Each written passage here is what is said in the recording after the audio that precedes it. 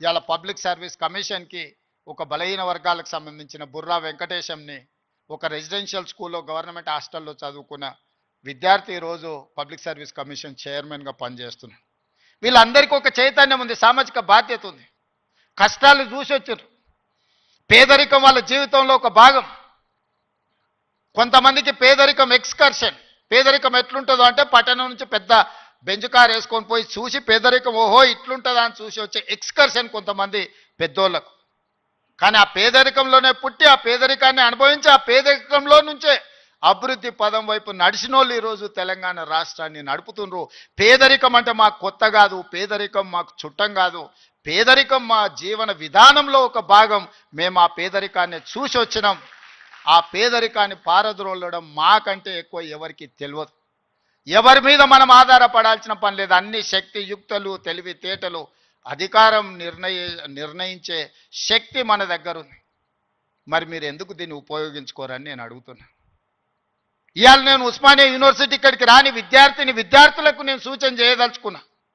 మీకు వ్యతిరేకంగా నిర్ణయాలు చేసేటోళ్ళు, మీకు నష్టం కలిగించేటోళ్ళు, మిమ్మల్ని కష్టపెట్టినోళ్ళను మీరు వ్యతిరేకించండి, నిరసన తెలపండి.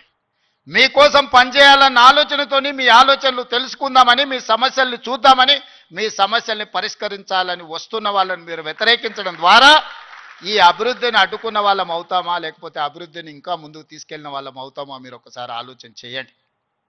అందుకే ఈరోజు చాకలి ఐలమ్మ యూనివర్సిటీకి పేరు పెట్టడమే కాదు, 500 కోట్ల రూపాయలు ఇచ్చి అభివృద్ధి చేసి ప్రతి తెలంగాణ ఆడబిడ్డ చదువుకోవాలి, రాణించాలి అని చెప్పి వీరనారి చాకలి ఐలమ్మ యూనివర్సిటీకి 500 కోట్ల రూపాయలు నిధులు ఇచ్చి ఈరోజు ఒక అద్భుతమైన పోటీ పడగలిగే యూనివర్సిటీగా తీర్చిదిద్దుతున్నాం. మరి ఒక మహిళా యూనివర్సిటీకి 500 కోట్ల రూపాయలు ఇస్తే మా ప్రొఫెసర్ గారు, మా వైస్ ఛాన్సలర్ గారు 5 కోట్లు 10 కోట్లు అడుగుతున్నారా? అడగడానికి కూడా మా వాళ్ళకు పేదరికం ఉన్నది. ఎంత పేదరికం అంటే అడగడానికి కూడా 100 అడిగితే ఏమనుకుంటారో 100నా అని అనుకునే పరిస్థితిలో మా వైస్ ఛాన్సలరు, మా అడ్లూరు లక్ష్మణ్ అంటే వాళ్ళ పేదరికం వాళ్ళని పెద్ద నెంబర్ ఆలోచన చేయడానికి కూడా అడ్డుపడుతున్నది. అందుకే నేను యోగితా రాణా గారికి ఆదేశాలు ఇస్తున్నా. ఒక కమిటీ వేయండి, ఇంజనీర్స్ కమిటీ. టోటల్గా ఎడ్యుకేషన్ నుంచి, యూనివర్సిటీ నుంచి ఒక టీంని, రాష్ట్ర ప్రభుత్వం నుంచి, విద్యాశాఖ నుంచి, సాంకేతిక పరమైన ఇంజనీర్లతో పాటు ఎడ్యుకేషన్ సైడ్ నుంచి ఉండే వాళ్ళందరినీ ఒక కమిటీ, చిన్న కమిటీని కూర్చి ఉస్మానియా యూనివర్సిటీ 100% ప్రపంచంతో పోటీ పడగలిగే ఒక స్టాన్ఫర్డ్, ఒక ఆక్స్ఫర్డ్ యూనివర్సిటీ స్థాయిలో మనకేం తక్కువ 3 లక్షల కోట్ల రూపాయల బడ్జెట్ ఉంది. ఎవడో 1,00,000 కోట్లు కట్టింది, కూలింది, పోయింది, 1,00,000 కోట్లు గంగలో పోయింది, గోదావరిలో పోయింది. మీకోసం ఒక 1000 కోట్లు ఖర్చు పెట్టడానికి మాకేమన్నా దరిద్రం ఉందా? నేను స్పష్టంగా చెప్పదలుచుకున్నా.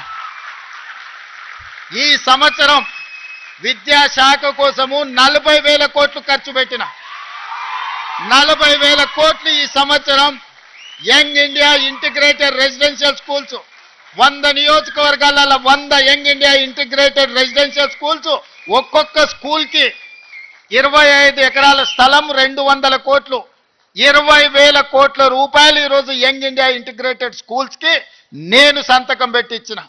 యంగ్ ఇండియా స్కిల్స్ యూనివర్సిటీకి 500 కోట్లు పెడుతున్నాం. యంగ్ ఇండియా స్పోర్ట్స్ యూనివర్సిటీకి ఈరోజు 100 కోట్లు పెడుతున్నాం. యంగ్ ఇండియా పులీస్ స్కూల్స్కి ఈరోజు మనం 100-200 కోట్లు ఖర్చు పెడుతున్నాం. నేను అడుగుతున్న మిత్రులారా, ఈ ఉస్మానియా యూనివర్సిటీకి ఏమి ఇచ్చినా తక్కువే, ఎంత ఇచ్చినా తక్కువే. ఇది చరిత్ర కాలగర్భంలో కలవద్దు. ఇది చరిత్రకు ఎప్పుడు నిటారుగా నిలబడ్డ సజీవ సాక్షిగా ఉండాలి ఉస్మానియా యూనివర్సిటీ. ఏం కావాలనో అడగండి, అడగకపోతే మీ పేదరికమే, అడగకపోతే మీదే పేదరికం. అది నా తప్పు కాదు, అది మీ తప్పు, మీ పేదరికం తప్పు. మీ ఆలోచనల్ని సవరించుకొని, అంచనాలను వేసుకొని ఏమేం కావాలనో చెప్పండి, అన్నిటిని ఇచ్చే బాధ్యత నాది. దీన్ని ఒక అద్భుతమైన యూనివర్సిటీగా, ఈ యూనివర్సిటీ లేకపోతే తెలంగాణకు చరిత్రనే లేదు. తెలంగాణ చరిత్రను నిక్షిప్తం చేసే యూనివర్సిటీ ఉస్మానియా యూనివర్సిటీ. తెలంగాణ పదానికే ప్రత్యామ్నాయం ఉస్మానియా యూనివర్సిటీ. అలాంటి తెలంగాణకు ప్రత్యామ్నాయమైన ఉస్మానియా యూనివర్సిటీ, సిద్ధాంతాలకు వేదికైన ఉస్మానియా యూనివర్సిటీ, ఓ గద్దరన్నను, ఓ జార్జ్ రెడ్డిని ఇచ్చిన ఉస్మానియా యూనివర్సిటీ, ఓ జైపాల్ రెడ్డిని, ఓ పివి నరసింహారావుని ఇచ్చిన ఉస్మానియా యూనివర్సిటీని తెలంగాణ రాష్ట్ర సాధనలో ముందు భాగాన నిలబడి తెలంగాణ సాధించిన ఉస్మానియా యూనివర్సిటీని ఇలా గాలికి వదిలేయడం బాధ్యతను ఒకసారి ఆలోచన చేయండి. అందుకే మిత్రులారా, ఏమైనా అంచనా వేసుకోండి, ఏమేం కావాలనో నాకు చెప్పండి. మళ్ళీ నేను వస్తా. ఠాగూర్ ఆడిటోరియం కాదు, ఠాగూర్ ఆడిటోరియం కాదు. మా వీసీ గారికి, మా పోలీస్ సిబ్బందికి చెప్తున్నా, ఆ ఎల్ల నేను వచ్చిన రోజు క్యాంపస్ లోపల ఒక్క పోలీసు కూడా పెట్టకండి. ఏ విద్యార్థులు ఏ నిరసన అయినా తెలపనియండి, నిరసన తెలిపే స్వేచ్ఛ కూడా వాళ్ళకి ఇద్దాం. ఆర్ట్స్ కాలేజ్ ముందు మీటింగ్ పెడతా, మీకు కావలసిన 100 కోట్ల నిధులు ఇస్తా.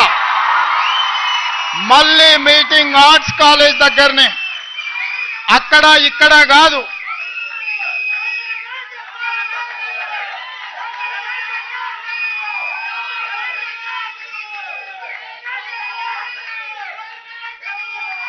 ఆర్ట్స్ కాలేజ్కి వచ్చిన రోజు డీజీపీ గారికి, సిటీ కమిషనర్ గారికి నేను ఆదేశాలు ఇస్తున్నా, ఒక్క పోలీస్ కూడా క్యాంపస్ లోపల ఉండొద్దు, నేను వస్తా.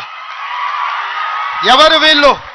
మా తమ్ముళ్ళు, మా చెల్లెళ్ళు తండాలలో, గూడాలలో, మారుమూల పల్లెల్లో పేదరికం రుచి చూసి అభివృద్ధి జరగాలి, డాక్టర్లు, లాయర్లు, ఇంజనీర్లు కావాలి, ఐఏఎస్లు, ఐపీఎస్లు, ఐఎఫ్ఎస్లు అయి ఈ దేశ నిర్మాణంలో భాగస్వాములు కావాలని ఇక్కడికి వచ్చిన వాళ్ళను ఆనాడు ఉన్నాయన గొర్రెలు, బర్రెలు, చేపలు పెంచుకోండి అంటే ఈరోజు డాక్టర్లు, లాయర్లు, ఇంజనీర్లు కాండి, ఐఏఎస్లు, ఐపీఎస్లు కాండి అని నేనంటున్నా. నేను రావద్దా? ఎందుకు రావద్దు? గొర్రెలు, బర్రెలు, చేపలు పెంచుకునేటోనికి నేను రావద్దని కోరుకుండొచ్చు, కానీ డాక్టర్లు, లాయర్లు, ఇంజనీర్లు, ఐఏఎస్లు, ఐపీఎస్లు అయ్యే విద్యార్థులకు నేను రావద్దని నన్ను అడ్డుకోవాలన్న ఆలోచన ఎందుకు ఉంటుంది?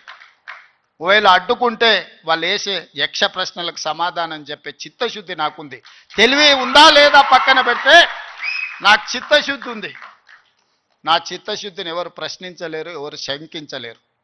అందుకే మీరు అంచనాలు పెంచండి, అంచనాలు వేయండి, అన్ని వివరాలు సేకరించండి. డిసెంబర్ మాసం మనకు అత్యంత కీలకమైన మాసం. Miracle month is December. క్రిస్మస్ని మిరకల్ మంత్ అంటారు, అద్భుతాలు జరిగే నెల అంటారు. డిసెంబర్ 9, 2009కి చరిత్ర పుటలలో ఒక గొప్ప పేజీ ఉన్నది. మొట్టమొదటి తెలంగాణ రాష్ట్ర ప్రకటన డిసెంబర్ 9, 2009 నాడు జరిగింది. అందుకే డిసెంబర్ నెల అంటే నాకు అత్యంత ఇష్టం. మళ్ళీ డిసెంబర్లో ఆర్ట్స్ కాలేజ్ దగ్గర మీటింగ్ పెట్టండి, నేను వస్తా. మీకేం కావాలనో అక్కడికక్కడ అన్ని మంజూరు చేసి జీవో ఇచ్చిపోతా. మొత్తం లెక్క పెట్టండి, ఏం పనులు కావాలో నాకు చెప్పండి. అన్ని రిక్రూట్మెంట్స్తో సహా మీరు ప్రణాళికలు చేసుకోవాల్సింది. నేను మంజూరు చేసేదే నా బాధ్యత.